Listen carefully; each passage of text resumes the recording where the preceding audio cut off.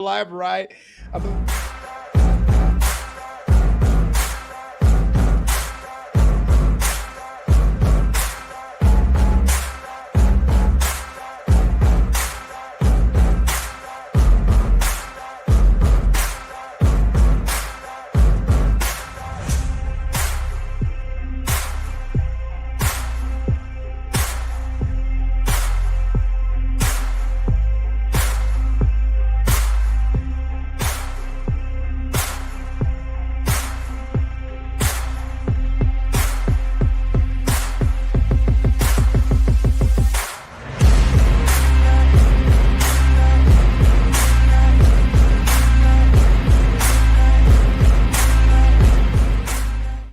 Song that gets me hype every dang time. You are locked into episode 199 of Draped and Gold. My name is Flobo Boyce, and Jack Farmer's not here because he's lazy. But that's okay.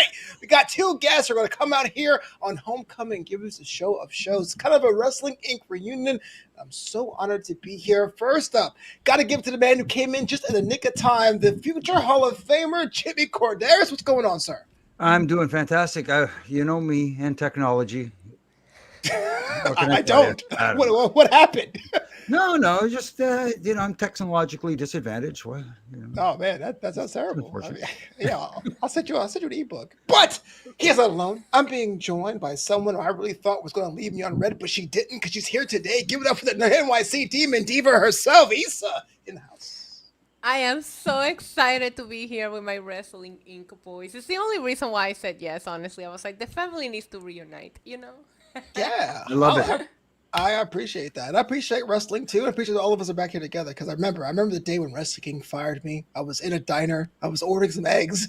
I read that email. The Slack went out, and I was like, "This company sucks, but this is awesome." This is awesome.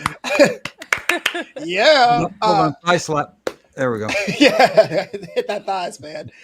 Jimmy, talk to me, man. It's been a while. I know you're out there like hitting up trolls on Twitter all the time. What's going on? Just believe it or not, I'm entertaining myself. People think I'm getting triggered. They're getting under my skin. You know what? I worked for Vince McMahon for over 20 freaking years. You can't get under this skin. I'm sorry. That's right, pal. Right? Yeah, let me tell you something, man. Yeah. That's the other guy. Sorry. I got And Isa, the people are up in your DMs all the time. Like, what is going on? Like, I've been seeing some of the comments. Like, how do you bat them away? Listen, I'm happy. I have a great community over from my YouTube channel, and I have great people. I see some of them in the chat. Yeah. And I love seeing Jimmy like go at the trolls though. You know what I mean? I'm like, yo, people that come at Jimmy don't know Jimmy. Right. Yeah, I feel like a little bit like Larry David. I'm not the bad guy. I'm not the bad guy. That guy with the Refin rants is ranting again. There you go. Shout out to J.R. Smith and a super chat. And actually, unlike Wrestling Inc. super chat, I actually know where that goes. So thank you. Team karaoke, not going to happen today. So let's get into the top story this week. And I want to start with you, Isa, because we're about talking about this before we went live. It's official. WrestleMania 2027 is heading to Saudi Arabia, or should I say the Kingdom of Saudi Arabia. I have mixed feelings about it, and I can tell you right now because I'm not trying to bury the lead. On one hand, new ventures, new time zones. It shows the world that WrestleMania can be anywhere. But the Kingdom of Saudi Arabia and their commitment to sport seems kind of surface level. And of course, women talent will have to dress modestly to perform. Isa, I want to ask you thoughts about this. Were you happy about the Saudi Arabia deal, or are you a little disappointed? I mean, I don't want to say it in a way that comes off wrong, but I feel like we were all waiting for it to happen. Like, I don't understand why it took anybody by surprise because we knew sooner or later it would happen. And I mean, wrestling just doesn't shock me anymore. I don't know if I just become so desensitized. I don't think that there's like I don't want to say in a good way and in a bad way. A lot of times they'll do things that you never thought they would do in a good way and also in a bad way. But the way that I see it is, I mean, who am I to really like put out an opinion when I kind of depend on WWE for what I do right now, and I am gonna watch it. So it's just like I feel like I would be very hypocritical to come out here and talk all this crap and then sit down and be like, "Hey, watch it with me on YouTube." Yeah. You know? Yeah. I'm not gonna like it, but I'm gonna watch it anyway. Right? Like it seems weird. No, I'm with you 100%. But Jimmy, you're from that era, like the Attitude Era and post Attitude Era, where everyone was kind of like crossing their fingers. Hopefully, the first Mania outside the U.S. was going to be the United Kingdom, and it wasn't the case. Let me ask you: are you disappointed, or were you a UK guy? I mean, are you excited for this? Does it mean money, bigger paychecks for the boys? Talk to me. I don't know if disappointed is the right word. I know surprised is. I would thought the first one outside of North America would likely be somewhere in the UK. Maybe Wembley Stadium to squeeze 5 more people in than what All In got a few years ago. Betty. Just to say it. I'm just saying. Put that number out there. The turnstiles matter, I guess. Right. But, I try not to look at things in wrestling from a political standpoint because there's enough of that going on outside of wrestling. Wrestling for me is that safe zone where all that other stuff goes away. Mm-hmm. And unfortunately, because of the situation here with the Kingdom of Saudi Arabia, politics, you can't help but think about it at the same time. It's there. So do I understand why they're going there? Absolutely, I understand. As a corporate entity, TKO, I understand whether, the $1 Million Man was right many years ago. Money, money, money, money, money. But right. But again, I don't want, like I said, I don't want to say disappointed. I figured it was inevitable, like Isa said. I wasn't shocked by it. I'm shocked it's a little so soon. It's right after the Royal Rumble coming in 2026. Right. I didn't think it was going to come then. I thought maybe when the new deal with Saudi Arabia was announced in 2018, maybe then, but So 2028. Sorry. Let me ask you, because again, I like the fact that you're an OG, and I mean that with the utmost respect there, Jimmy. Like, when I was a kid, WrestleMania was a big deal because of the name, right? Yeah, we the ones. It was a big name, but then it was kind of harder to make WrestleMania different than the rest of the calendar, right? They're with the stadiums, there are more stadium shows. It was 2 nights, now there's more 2-night shows. And I'm going to say my words carefully. Does it matter that nameplate is in Saudi Arabia, where it can be practically anything? I mean, the Royal Rumble is going to be there. It was kind of like, no problem. But WrestleMania felt like, how could WrestleMania be in Kingdom of Saudi Arabia? You can make that argument, but then again, I think of the World Cup was in Saudi Arabia, and that's the biggest sporting event in the entire world. Qatar. Yeah. But was it in Qatar? Qatar, yeah. Oh, yeah, but didn't they announce one that's going to be 2034? I think is. 2034. I 2034. Sorry, I'm getting things. But still, the World Cup went to the Middle East. Now they're going to go back in 2034. So they're trying to, what it appears is make a place like Riyadh their Las Vegas. Mm-hmm. Oh. For that part of the world, because Las Vegas is a destination place for a lot of people in North America. I think that is the intent. I mean, we see all the other different sporting events going there, whether it's boxing, UFC, golf. Mm-hmm. Ronaldo. Yeah. If you're a soccer fan. Yeah. I got you. Exactly. So hopefully things change over there. We would like to see things change from a human standpoint. But you talk about the women, they're going to have to cover up and that sort of thing. You have to cover up tattoos. I mean, those are cultural differences, but they are at least making. I'm trying to think positive here. I'm trying to be positive, guys. And I got it. It's baby steps. Yeah, it's baby steps because there was a time where women couldn't even drive over there. Sure. The first show, they didn't even fly any women there. Right. If you remember that. Mm-hmm. Then they allowed Renee Young in commentary. Then we had the one match. We had made baby steps in that regards when it comes to WWE going there. That was the reason why I wanted an Evolution too, not because I think it needed to happen. It was because the first one was out of spite. It was like, oh yeah, you guys can't go to Saudi Arabia. Here's a side quest. But I am looking forward to it to see how it turns out. Plus, I live on the West Coast, so it's going to be like an 8 a.m. WrestleMania pregame. So that's pretty sick. But that was kind of the biggest story of the week when it comes down to it. Let's talk right into NXT Homecoming. I enjoyed it. NXT Homecoming, past, present, everyone mixing around. Felt sorry for Bobby Roode and Tyler Breeze getting no reaction. But before we get to the nitty gritty of it, Isa, you're an NXT expert. You ran NXT content for years and years and years. Your thought about this Tuesday on the CW?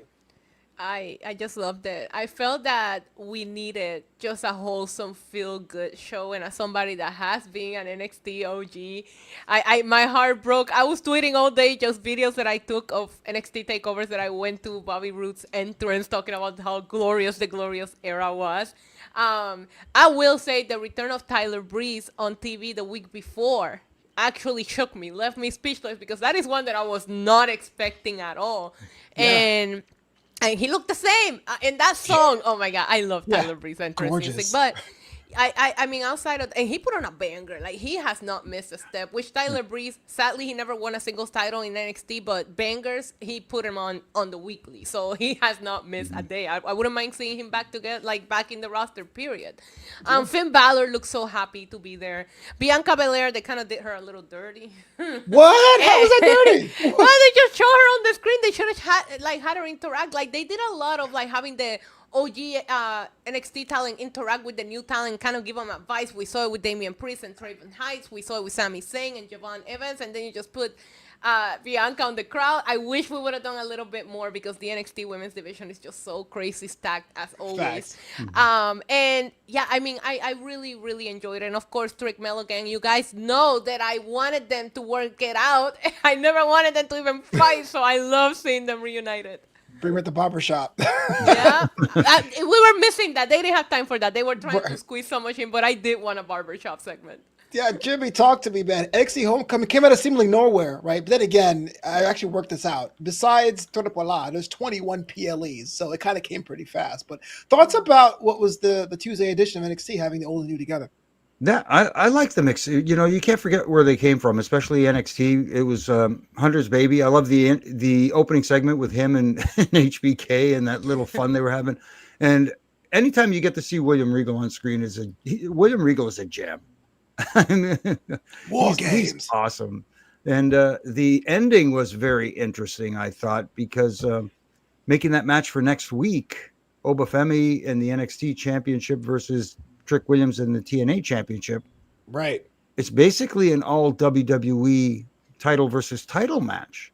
And the interesting thing is, and people I know are up in arms about it, I can't believe they're doing it. See, I told you they were going to do this to TNA. I love the fact that they're playing into this 100%, and they're getting everybody riled up. This is brilliant strategy, in my opinion. And you know what I want to see next week? I hate that I don't want to hijack this, but you know what? You hijack everything, Jimmy. First, I was thinking, you know, have a swarm of TNA talent just take over the PC and just break things up and don't let the match happen. Like, just a complete schmoz fest. But then I was thinking, what would be even more impactful? Do you remember back in the Monday Night Wars? Do you remember when DX went down the road to Monday Night Nitro with a tank on their little tank? Okay. Yeah. Not quite as comical, but have TNA show up and not let the show take place. They hold the show hostage until things get straightened out. They're not going to let this happen because they want their title back in some form or fashion. And then they can make that deal where it's going to be Trick Williams versus the guy I think who's next for TNA, Mike Santana. Okay, so let's talk about this. It's already been booked, right? Bound for Glory is happening about 6 weeks from now, 5 weeks from now. It's Trick Williams and Mike Santana as it is right now. But Trick Willie and Obafemi is going title for title, as Obafemi said. You're saying that this match doesn't even happen. I don't know if the people will be on board for that. I'm not even sure a TNA invasion will happen now. But I can tell you one thing. It hasn't happened in 20 years. I'm on board. I like it. Isa, what do you think? I love it. I love the idea of the chaos. I love the idea of the invasion. It really feel like they were treating it that way with all the TNA talent just tweeting just all the crap that they tweeted yesterday. But if I'm Mike Santana, I want to fight for both of these titles. So let somebody become a double champ, because then you can say, okay, you do it, but then I get a chance at both of these belts too. That's what I would do if I'm Mike Santana. Would NXT survive having the title on TNA? Would that actually be allowed? Do you think that would actually happen? Well, if he went back and forth between both shows, I could see it happening very much. And if you really want to make Mike Santana the next guy, what better way than to make him a double champion? Is he the guy though? And we get tricked 2 belts for 5 weeks. Sign me up. Is Mike Santana the guy though? I have to ask. Is he the guy? I know they're making him the guy, but is he the guy? You're gonna go there with me right now. I don't know if I have to go. I have to go. Puerto Rican people. We're both Puerto Rican people. Come on now. Hey. That is true. I'm not saying that. But what I'm saying is we've seen this archetype before. I'm just a blue collar. Granted, blue collar is different in this context, but I'm a working class guy. I work really hard. It's my time. The problem is, as much as we like those, they get turned on super quick by wrestling fans because, like Bryan Danielson said, we're fickle, right? So, is Mike Santana going to be the guy long term, or are we going to be like, okay, he got the title, we're over it? Boring. I go ahead, Jimmy. Go ahead. No. Come back, Isa, don't leave. Yeah, no, I think he absolutely does have it. For me, he ticks all the boxes, and it's all about, again, it goes back to how they present him as their champion, and they don't do him dirty. And I hate to use this example because I think he's a great talent. When Swerve won the championship, they just didn't present him on television like he should have been presented. Right. I mean, like he is the man.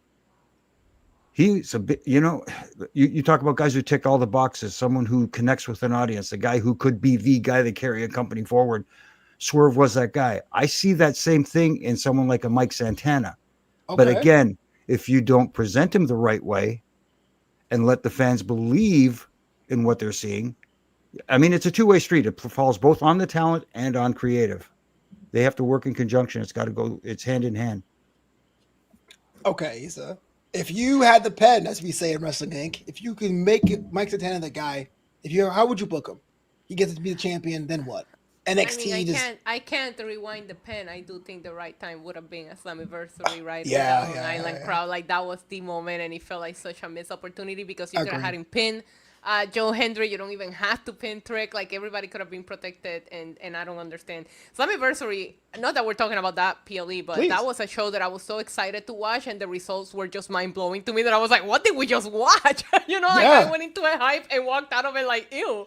But a quote, ew. But I think the start of it would be what I said, like book him on Tuesday to come in and said, if you want to have this match, then I get the opportunity to fight for the NXT Championship too. Because if he's gonna win it, present him on both of these shows with both of these belts is a really good way to start putting that this is a serious guy and he has both of these belts, and now we're seeing him on WWE TV as well as TNA, and I think that we gotta give him some good contenders, not just having fight a bunch of nobodies after that, Right, you don't want Mike Santana, Steve Macklin, best of 7. I get you. I'm totally with that, and I hope he does eventually get it. I just hope that it doesn't bottom out and people go, I'm kind of bored by him, But somebody on NXT who I'm not bored by, someone I think is doing a lot of heavy lifting, Jimmy. Throw one up for the Maple Leaf because Ethan Page is on a whole new level, man. This guy is carrying that show, at least in my opinion. What say you?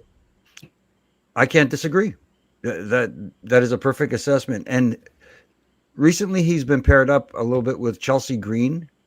That Canadian tandem, what it almost reminds me of? Every time I watch them, I want to go down in my basement into the archives and dig out my old Un-Americans t-shirt. I mean, have one? They are. I actually have one. Believe it or not. You wouldn't believe some of the stuff I have. But they are gold. You talk about gold. They have to move them eventually. Don't rush it. Let that chemistry simmer a little bit. Let them perfect it, and then bring it to the main roster. Well, Chelsea's already there, but now you add Ethan Page to the mix, and I think you've got gold. I really do. They draped in gold, if you will. Hey. By the way, World.com, tell a friend. No, but Isa, look, I'm not going to say the men's roster was bad, but I will say for a long time it felt like the only reason you would tune into the NXT show was for the women's roster.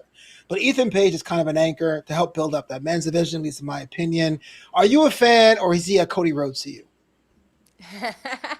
It's so funny because last week I was like, Ethan Page is really winning me over. I was not a fan, and it was hilarious because I said he's winning me over, and then Tyler Breeze music hit, and I was like, never mind, I want him to lose, Just like that, huh? just like that. But no, Gorgeous. I actually have to give him credit. Like I said, I was like at first I was like, yeah, I don't know if I'm liking him. And then he had that incredible match with Ricky Saints where he just yeeted Ricky Saints to end the match.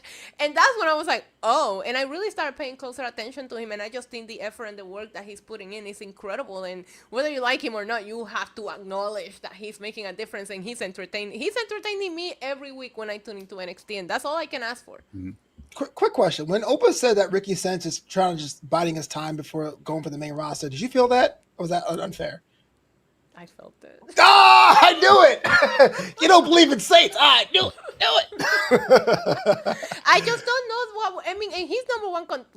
What's number one contender? I don't know what we're doing with him. But it doesn't feel like he has that swag that he had when he first showed up. Like, you know what I mean? We had him lose to Ethan, and then he kind of just. So I need the rebuild phase of Ricky Saints here because they're not doing much with him right now. Jimmy, I feel like everyone's in a holding pattern in NXT in the men's division. Like, I feel like either you're good, you should get called up, or you're not really doing it. You're losing aura. I think Ricky Saints is that latter category. Am I crazy? Yes. Okay. No, I'm kidding. I am. See, the thing about Ricky Saints' comments about him being in a holding pattern until they call him up, I don't think Obafemi feels that way, but I think a lot of people do feel that way. They don't want to rush him up to the main roster because where do you slot someone like him? He's got star written all over him. He's got where do you slot him in? So did Carmelo, Jimmy. That's the thing, though. I think that not being called up right now is not a bad thing. Right.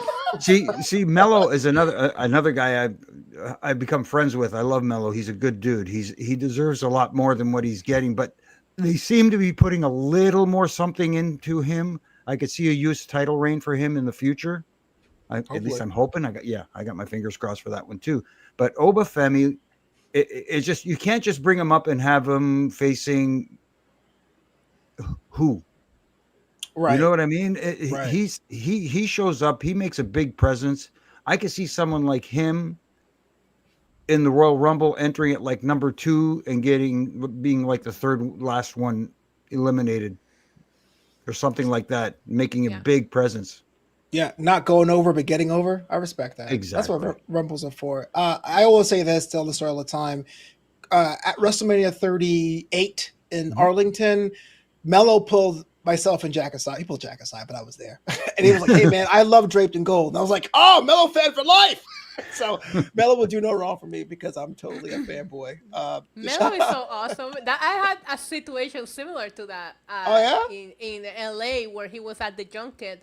But because the time was limited, I didn't get to him. And when he walked by me, I said, I'm so sad. And he's like, I know, I wanted to talk to you because we were covering with Wrestling Inc. NXT at the time. And he told me he watched us and he took a picture with me. I didn't get the interview. But it's really funny to see how in tune he is with the people that are out there commenting on the program and what they're doing.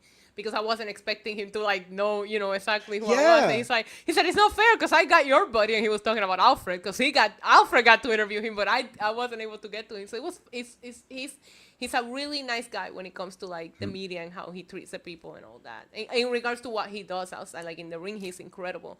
I will say about Ricky Saints, the promo that he cut on the Grayson Waller, the real Grayson Waller effect show that they did yesterday, not what they do on the main roster. I thought his promo was very passionate. Very passionate. I really enjoyed it, and I like seeing that side of him. The Grayson Waller effect on the main roster is an ew. Confirmed. Yeah, because they don't even do the Instagram live. Come on. No, they don't. Gotta give a shout out to the chat, man. Thank you so much for coming through. Most of our Isa's fans, but welcome. Draped and Goes every Wednesday night. Paige won me over. Goes by Psycho 187er. Ricky Zaldivar says, can't wait. NXT Oba versus Trick, champion versus champion. Let's go. Hey, whether or not it ends and has a winner, that right there will make sure. 2 belts. Maybe Justin Ace's my birthday is Sunday. What's that, Virgo season? Either way, happy birthday. That's what's up. My birthday's in June. Prop to me. And Paul Kyoko says, "Kid talk with the devil's kiss." Oh yeah, man. So glad that Stephanie Vaquera went to NXT because I think Booker got her over in a way that Michael Cole couldn't have. So props to that. Vic Joseph's line about Booker sweating through his suit. Just that pairing has gone from being like my least favorite to best commentary team in like 12 months. Because I was like, Booker's not even paying attention. He's ordering DoorDash. And now it's like, hey, Book, what do you say about this? You know what I mean? Oh yeah, man. Mail. Let's talk about Worlds Collide this week, coming to you from the Thompson Mack Center in Las Vegas, Nevada. Triple A is on a whole new tear. What's having the alliance with WWE or being bought out by, depending how you look at it. But that said, everyone seems to be the story of these World Collide events, whether you're a Mr. Iguana fan or a Microman fan. But this one was all Dirty Dom, Jimmy Korderas. Let's talk about talents in wrestling, the expectations in doing as good as your parent or grandparent when you come up, and how Dirty Dom is making out on his own by being the Triple A Mega Champion. Perfect. I've been on the Dom train for a little while, but now he has completely won me over. I'm 130% in the Dom Mysterio camp after that Worlds Collide. I mean, no disrespect to Vikingo, but you know what? People were not happy with him. Booing him. No, boo, big time. Vikingo, boo. Yeah. Wait, why do you boo him? Okay, Isa, I'm curious. Why, I have to cut you off, Jimmy, but like I'm trying to figure this out. Why? I understand the storyline got cut off with Del Rio or El Patron, but why were you not a fan of Vikingo? Because he's not it. What is he, like 4'9"? Come on. Wow, we like Microman shorter.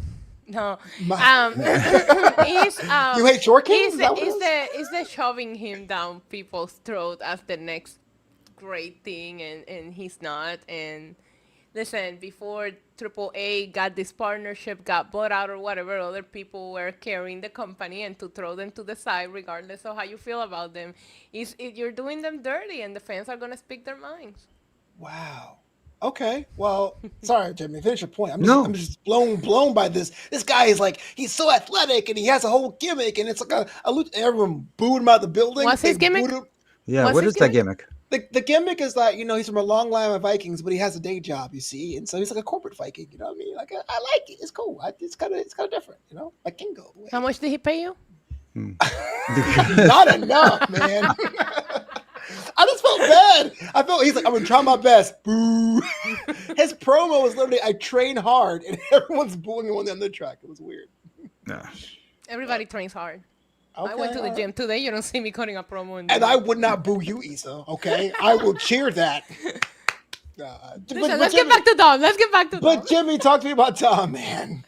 See, Dom is an anomaly because, we live in a world now where when people do the media tours, they're not their characters. Dom, Isa, I don't know if you've had the experience with Dom getting to interview him. He's like, I don't know how to explain it. He's not out of character. He's not really in character. There's this kind of blend of, where you don't know what you're going to get when you talk to him. And I don't want to give it away too much. Dom is the most humble guy in the world. Mm-hmm. But when you talk to him and you're in front of people, especially people who are not in the business, then you get Dirty Dom.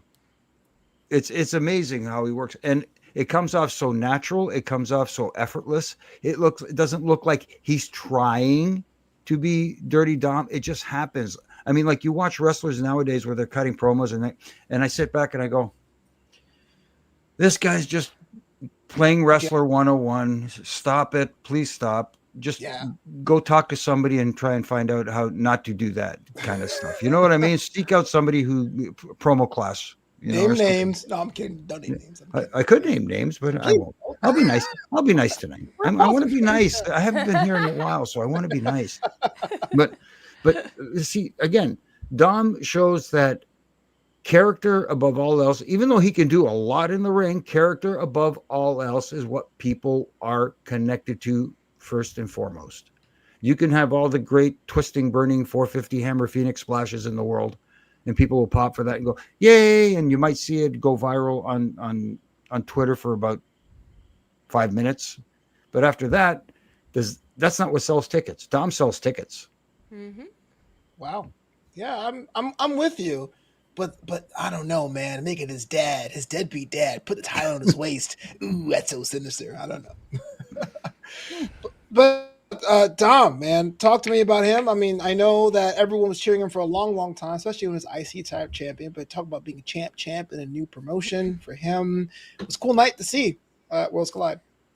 I think, look, I got on the Dominic train the second that he got out of prison and showed up on Monday Night Raw cutting a promo with a tear under his eye and Stop. talking about how prison changes a man. No, that is the second. You can I have receipts on my channel where I was like, oh my God, this is incredible.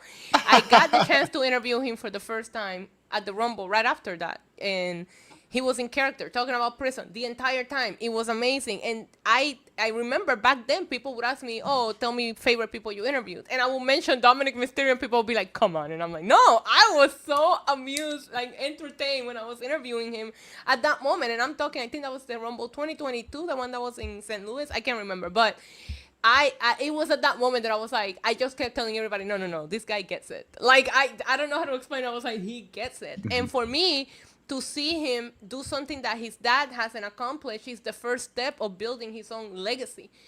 Is I don't want to compare him, but it's like Charlotte Flair when she first came on board. Oh, that's Ric Flair's daughter. Now that's a bonus. Now this is Charlotte Flair, and she's created her own legacy. And I Right. feel like Dom is doing that now on his own. All right, well, Royal Rumble 22 was in St. Louis, but let me ask you about the idea of Everybody's kayfabe. favorite, remember Lesnar and Ronda one? Everybody loved that Rumble. That was that hands down. That and when Vince won is the best Rumbles of all time.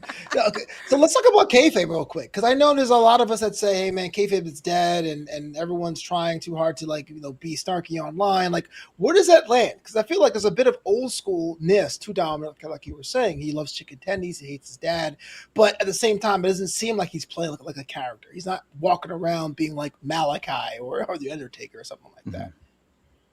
Yeah, that's a different time. I mean, like Undertaker, back in my day when Taker, even walking through the airport, he was dressed all in black pants, black shirt, the dark sunglasses.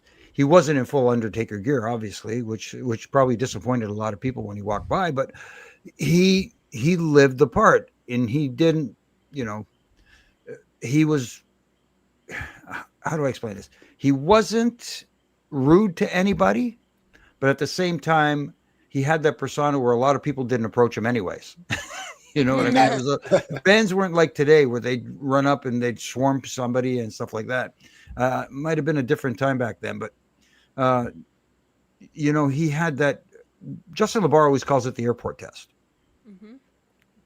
He passed the airport test big time. And nowadays, I think for some reason you see, guys with pictures taken. They're supposed to be dastardly heels, then they're getting their pictures taken outside a 7-Eleven with some fans and stuff like that. And they're, hey guys, how you doing? Kind of. Some people argue it kills the aura, but at the same time, nowadays people are more in on it anyways. They kind of get it. Right. But the fact that Dom still plays into it without going too far overboard, and telling people to go whatever themselves and all that kind of stuff. I like the way he handles himself. I like the way he handles and the views, man. Interview Dom. Put a clip up. It will go viral. I'm telling you right now. Mm-hmm. He is pretty cool. Yeah. Everything that I've ever put out with Dom related, I remember for Royal Rumble this year, I asked him a quick question, and he called Penta pendejo with a máscara, and he said he's the best luchador, and that got the most views out of everything. And I got good interviews that weekend, and it was that 25-second clip of Dom talking crap, the one that did the most views for us. It was at 700,000 views in within 3 hours. Well, I couldn't imagine getting that many views. I'm not as cool as you guys, but it's fine. What was your top moment for Worlds Collide in your opinion? Besides Dom winning the championship, I know there's a lot to talk about there. White, Six got involved. Their new tag team champs. Little Vice had a bit of a match there. Isa, what kind of was a highlight for you? Mr. Iguana and Finn Balor. Demonito, baby. It's so good. It was so good, but I really, really enjoyed their shenanigans. I love how Finn came prepared both times. You know, I still want to know who was handling the Monito when he came up from under the ring, and Finn was like, "Not now." Like we never got that question answered. But I have watched everything that Triple A has done since the takeover, and I gotta tell you something. Those shows are entertaining, like from start to finish. So I have no negatives. I had a lot of fun watching that show. I miss comedy in wrestling. Jimmy, the highlights from that show. Yes, Natty, not Natalia. Yes. Natty. Let's talk about this first. I want to see that on my television in WWE. I don't want this happy Natty wearing the cowboy hat and smiley and waving. I want to see this gritty Natty. That Hot take. I disagree. Really? I disagree. I like the fact that you have to go out of your way to see Natty. I like Natalya being a regular character in WWE, but I love going to GC Dub or Bloodsport or AAA and being rewarded with a different character. Is that weird? No, it's not weird. I understand that completely. I disagree with it. I just want to see it on a bigger platform. You know what? The way she works, she could be the female Gunther. Oh, yeah. Mm-hmm. Yeah. You know what's funny? That I might be Switzerland here because I would say I agree with Jimmy, but at the same time, when I was in Vegas for WrestleMania, I went out of my way to go to Bloodsport just to see Natty. Like I wanted to see what Natty was all about. And my biggest concern is the handling of this Natty in WWE. I don't know that they will present. I don't know that they will switch her into that character the right way, and that they will keep it going the right way, and that she will just not get booked into losing all the credibility that badass Natty has. So I'm very 50-50 on how I feel about it. Fair. Yeah, didn't she have a match with Lola Vice underground? Was that Natty? Yeah, that was on NXT. Mm-hmm. Right, but was she It was Natty? a good match. But was she Natty or was she Natalya? I forget that part. She was Natalya, but she was wrestling like Natty, but it was the character of Natalya. They didn't present her the way of the low-key legend was not who showed up at NXT, but she wrestled like her. Yeah. Okay. I mean, I like seeing it. It was always a kind of a fun treat there. But you're right. I want more of that. I'm with you. I'm with everyone here. That to me is a revelation, especially so with so many years in your career, you're not stale, right? We give Jericho all the flowers for reinventing yourself. Well, Natalya found a way to do that, and that's pretty cool too as well. And I also, yes, Isa, I'm this close to getting a pet iguana. This close. Oh my God! Do it. Well, I don't trust it. I don't trust iguanas. Whoa, wait. What would you call it if you got an iguana, Jimmy? What? If you got an iguana, what would you call it? Oh, it, her, him, it. Oh, it would. Of course, the name would have to be wrestling related. Think about that. Can we help name? I'll call him Fernum. Fernum. I love that actually. Like North. That's a great iguana name. I think it fits. Yeah. All right. Yeah. Well, if that's the question of the week, if you had an iguana or a yellow Alaska, what would you name it? Let's know in the chat. But Fernum, I dig it. Vince says Danny C. Now that is a nice strong iguana. It depends on how big the iguana is. That's all. Deep cut, calling it Mitch. That's a thing only hardcore wrestling fans will get. The iguanas in Puerto Rico are not to be trusted. I would rather hang out with a shark than an iguana. A Puerto Rico iguana, that is. Yeah, I mean, I've seen them in like nature videos, but I would never engage with one. No. No. If I you know what's Puerto funny? Rico, I went to the Bahamas off like topic, but off subject. I went to the Bahamas and they did like this tour where you got to go to swim with the pigs, you got to swim with sharks, and then you would go to this island full of iguanas. I did the pigs, I swam with the sharks, and then I stayed in the boat. I was like, I'm not getting out. And all of these other people were like, oh, what is the iguanas? I'm like, That's where you draw the line? You're just like, the pigs are great. I seen those iguanas. They're bigger than my dog. Kevin Guzman says, Flobo, what do you think about this UFC Natty, badass Natty? I want that Natty in WWE. Again, I don't, but I guess the panel kind of does. Her and Fabi did a fantastic, put up a great match at Worlds Collide. I think I was worried about people getting the wrong idea about Fabi Apache, the American audience, I guess. But I'm kind of glad everyone kind of understands, like, hey, it's different. It's different in the neutral world. But I hope she has a lot more, and Carabinha as well, a lot more Dallies in there as well. But hey, if you haven't seen Worlds Collide, it's free on YouTube. Please do. I mean, the show was great. A lot of things I feel wrestling is missing. comedy, kind of low stakes action, sometimes mixed in with the main stuff. I think everyone's kind of serious on the main roster. It's definitely a good time. But speaking about things I find serious, let's talk about my favorite wrestler on the roster, Bayley. She's been going through it, voices in her head for weeks, and now she's hugging people. Isa, you're the expert in women's graps. What is going on with Bayley? Should I be excited or scared? I think we should be excited. I mean, it's something different. Bailey has done it all. She's done the babyface thing. She's done the heel thing. We were just talking about reinventing herself. We've seen a lot of characters have absolutely no growth whatsoever. So I'm always going to be here for somebody trying something new, unlike Cody Rhodes, who stays the same. Whoa, the hate. I'm just saying, character development, it's a thing that exists. You leave Gal alone. Hey, John Cena didn't change. I guess that 6 months He was did here. change. He went through it. We did see a change from him. Okay, that's a bad example. Leave Cody alone. But Jimmy hugging people, right? That's cool. Or should I be worried that she's going to go back to a character that may seem dated? No, I don't think you should be worried. I think it's working. The problem I'm having with this whole thing is I don't like the person opposite her right now while she's going through these mood switches or whatever you want to call it, and that's Laya Valkyria. I'm sorry, but her acting chops do not exist. I mean, I'm sorry. On Monday night especially, I was like, oh my God, I've seen better acting at a high school play. And you've gone to a lot of high school plays, sir? Well, I was in a lot of high school plays when I was, and I know how bad I can be. But yeah, no, well, okay. It was so. I hate to use the word cringe, but it just made me go, "Oh, come on!" Yeah. Bailey's stuff is so good right now. Let's not ruin it by having someone opposite her who is completely just taking this down to another place.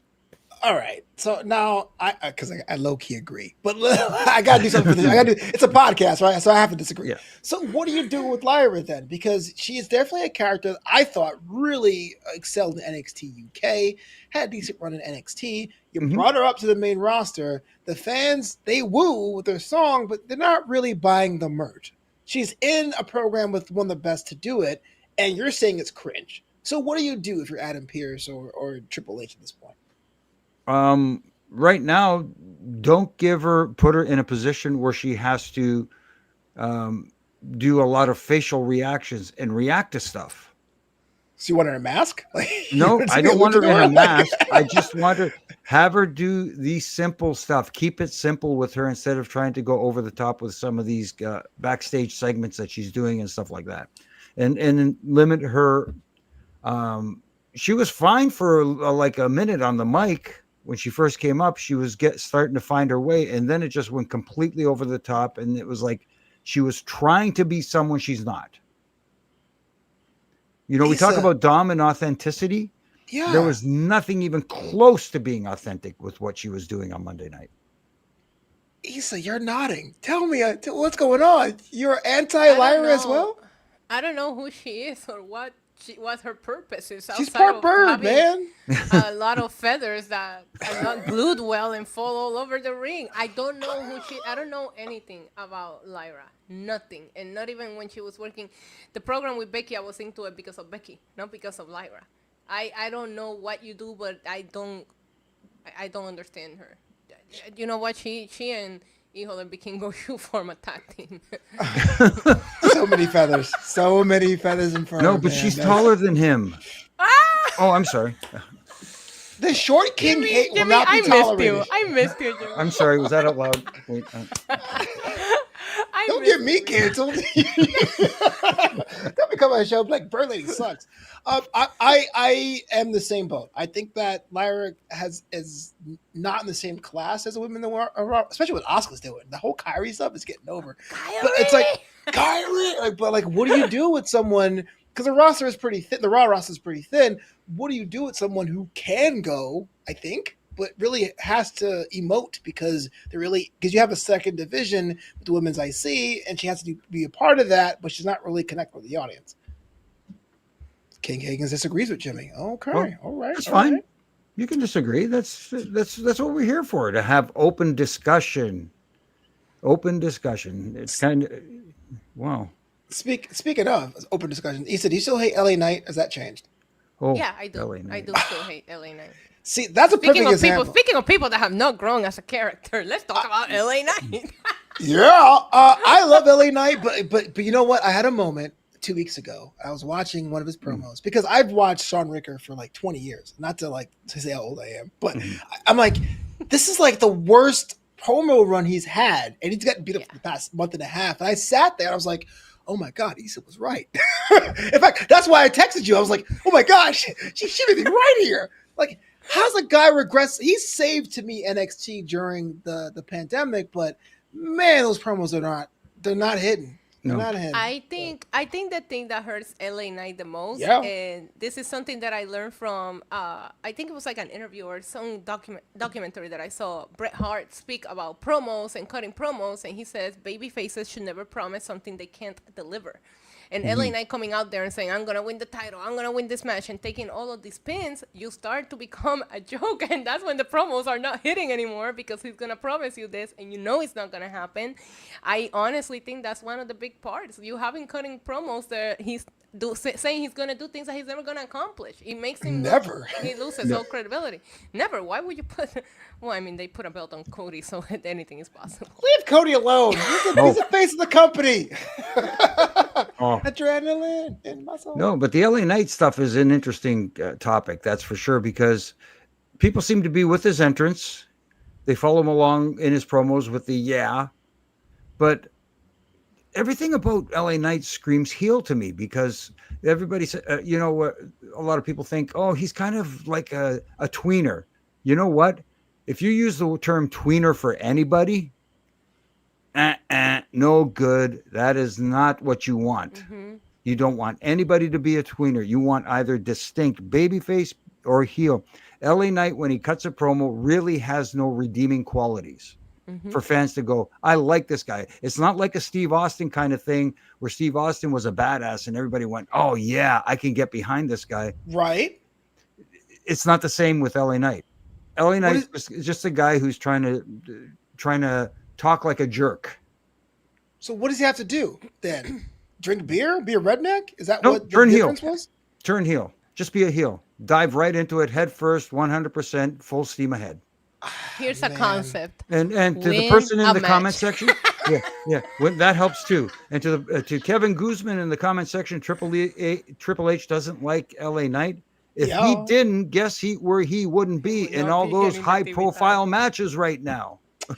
To be fair, someone has to get beat up by the Vision every week, right? That to me is a problem. That's cascading on the main roster. There's no one else to beat up. That's just Jimmy and Jay and LA Knight. But I'm with you, Jimmy. I really want to see LA Knight do it. You could argue that his time was 2 years ago and it's kind of past that. But turning someone heel can really wreck someone's career, where it's like, there's nothing for you. You're not connecting. Turn heel. I feel like someone has to connect with you first, and then they decide if you're heel or face. No. Well, you can make that argument, but then again, look, turning someone heel is always a challenge. Look at John Cena. I actually like this heel turn. I'm the only person in the world that liked this heel turn. I like the turn. I didn't like what happened after the turn, because it all involved The Rock, and guess who disappeared afterwards? You know what? The Rock. That's going to be one of the biggest what ifs, and people will talk about this for years to come, especially post-retirement. What could have been if that would have worked out the way it was supposed to? 100%. I defend The Rock a lot. And people actually watch Black Adam. I bought a ticket years, but to him to not be there and then have the Unreal being like, so the final boss goes back into the shadows. I'm like, no, you don't get to do that. You did this. That's not fair. I'm an old man. Kind of reminds you of the Homer Simpson gif where he kind of backs up into the bushes. Into the grass wall. Yeah. He didn't do anything. What do you guys think of that in the chat? The fact that maybe Cody or LA Knight or Lyra Valkyria may be flat, according to the panel. That's terrible. I like Cody. He's fine. Let's talk about WrestlePalooza, which is another PLE. This is WWE's 21st for the year. That seems to come out from absolutely nowhere. 6 weeks, I think everything came together with the ESPN deal. Going to go through these matches for predictions. We talked about some of the players here today. I am curious to think what you think. Starting with this one here. This one here is for the vacant Women's World Championship, one vacated by Naomi after she tested positive for baby. It's going to be Stephanie Vaquer against Io Sky. Jimmy, Stephanie Vaquer seems to be uncrowned champ. She get it done this weekend. She's starting to get some steam with the fans, I think. She's not quite there yet. I have a feeling that other people will play a part in this, namely Asuka and Kairi Sane, and we get Stephanie Vaquer as the champion. Oh, and hopefully it works out. Hopefully, because I don't want people to turn on her either, because you're fickle. Yes. Well, hey, for that person who said in the chat, again, I'm going to the chat, who said, hey, the Undertaker's a grandpa. Guess who's older than the Undertaker? No. What does that make me? You are Tony Storm, sir. You are timeless. Don't let anyone give you an age. Well, I got my metal suit hanging in the closet. Isa, Io Sky, Stephanie Vaquer. First of all, shout out to Naomi. Congratulations. That was still so freaking wholesome. I still don't understand why they couldn't do that match in Clash. That I'm not going to let that go because they said, next week, we're going to have a match for you. And it was just against Io, who was also in Paris. Like, it made no sense, but we won't get into that. Listen, I will hope that Stephanie Vaquer does it because I need to erase the fact that she lost to JC Jane out of my memory forever. Mm-hmm. But to me, she's still the girl that lost to JC Jane. So I'm going to say Io. She got shot. I'm going to say Io, man. Wow. Yeah, I mean, Io Sky definitely has a claim to it, but Stephanie Vaquer, I don't know. I'm with her because I do think that she has momentum. Tag team match action. Start with you, Isa. The Usos taking on the Vision. Like I said before, I'm not really getting the Vision. I don't understand what they're about, but they're here. The Vision is blurry. The Vision doesn't exist. He brought in Becky Lynch and forgot about him. Let's be real. Yeah. The only time we've seen them together is walking into Raw on Monday. That's it. Yeah. They're teasing some tension between the Usos, which is driving me crazy because I couldn't wait to see them back together. I love the Usos, probably my favorite tag team of all time, and I could not wait for them to reunite. And you reunite them, and they're really teasing tension between them. We saw Bronson Reed lose at Clash. I think if they want to keep the momentum going, I have a feeling CM Punk and Becky and AJ Lee and Seth, they're all going to be involved with each other in one-on-one feuds possibly after this. I don't see the Vision and Seth coming back together. I'm gonna say the Vision. I'm gonna say the Bronze. Braun. Jimmy. Well, my vision is clearer now. I think that's who I'm gonna have to go with. You got props. If you need to build these guys, what better way than to give them a victory over the Usos, who are being touted as one of the greatest tag teams in WWE history. So who needs the win more than any? I know we say you can get over without going over. Wins and losses sometimes don't matter. In this case, it very much does. If you're going to ask LA Knight about that. Yeah. Exactly. Exactamundo. You guys are so mean. So mean. You invited us on. I know. Leave LA Knight alone. He's cool. Like, I'll run off crying. So you're saying the Vision are going to win this one too. You're saying that they have to win this one because of the fact the Vision is blurry. So I get it. Or was blurry. But speaking about the Vision, Seth Rollins and Becky Lynch are doing the whole power couple thing against CM Punk and AJ Lee with another power couple thing. AJ Lee is back. Yay. Mixed tag action featuring two husband and wives. Jimmy, talk to me. Who you got for this one? I was so much more interested in this before Monday night, and that segment, I'm sorry, it felt like they went around the block to cross the street. It took much longer than it needed to take to get to that conclusion. But going into the match itself, see, this is a tough call. This is probably the toughest call on the card, in my opinion. But I definitely think the heels are going over in some form or fashion. Ooh. I see Becky and Seth. I will say no redemption yet. Not yet. What is the rush? Not yet. Obviously, the problem with WWE now is that they're just so spread out. Like the first match happens 19 minutes in, and it's all people walking to work. It's weird. Talk to me. Tag team match. Man, I'm so happy to see AJ back, and I will give them this point. I don't think I've ever looked forward to a mixed tag match on pay-per-view before. Like I am looking forward to this one.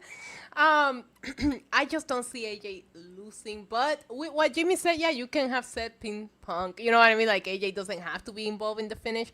I am Team Seth and Becky all the way. So let me tell you, my prediction is I am rooting for Seth and Becky. I think that Punk and AJ are gonna win. I am rooting for Punk and AJ, but I think Seth and Becky is going to win.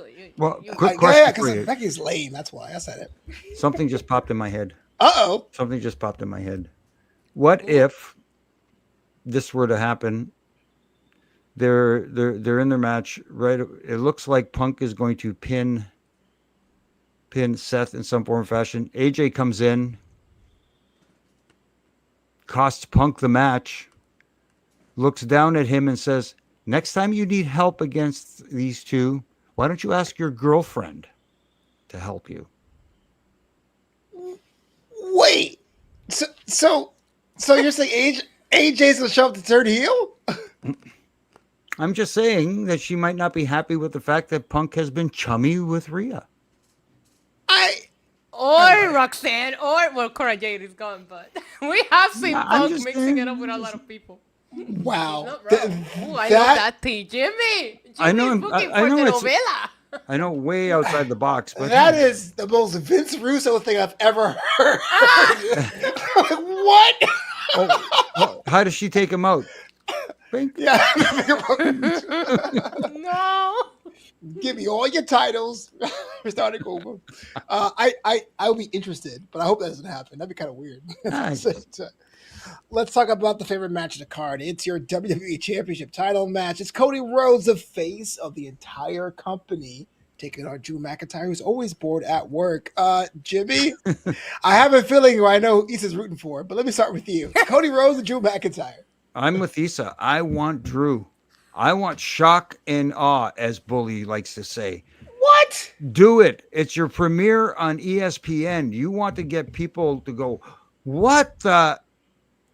That's what Drew McIntyre, your new champion. You can't fold up Guile by Drew McIntyre. Come on, man. Yeah, it's long overdue. It's Isa, long overdue for him. Not you two. Not you two.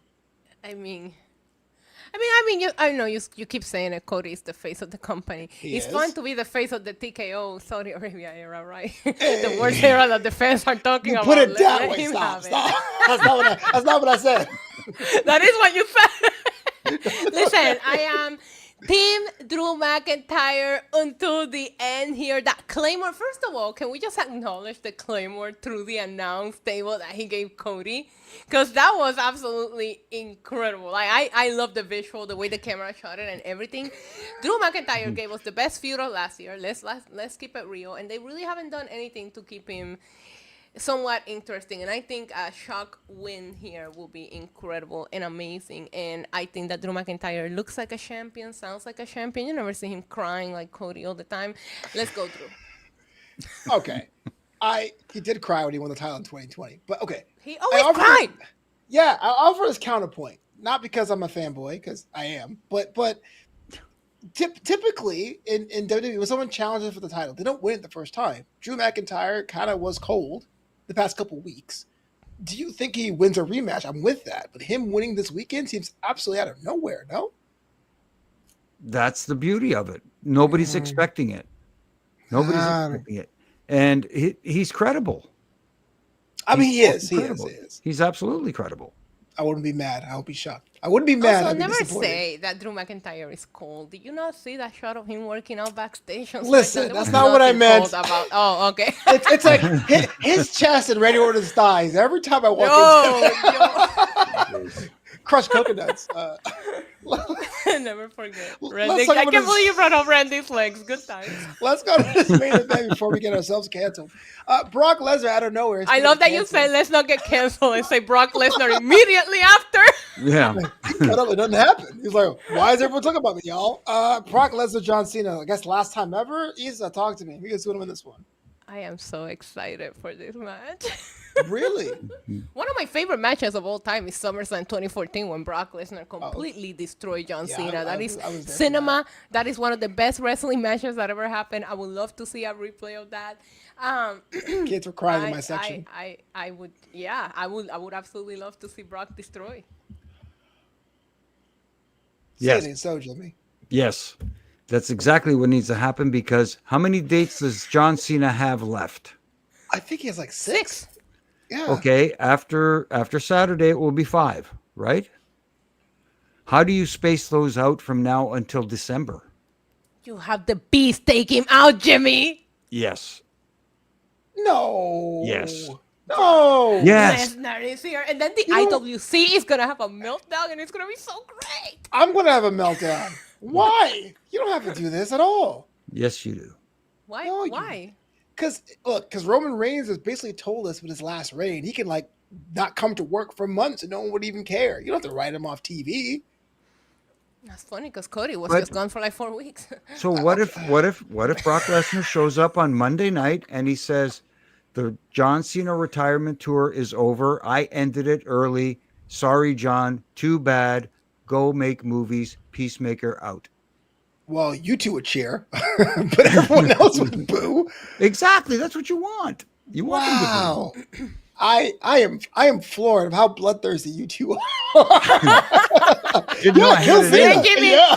me and Jimmy wake up in the morning and we choose violence every single time. I see that, man. I'm floored. Hey. What say you in the chat? Please tell me there's some Cena fans in there because I'm at wit's end. Well, Well, John Cena came out on Monday and said, "Am I afraid of Brock Lesnar?" Yes, but I never give up. So okay, that's what you get. Like we seen Brock destroy him. Why would it go differently this time? Fair. That's also fair.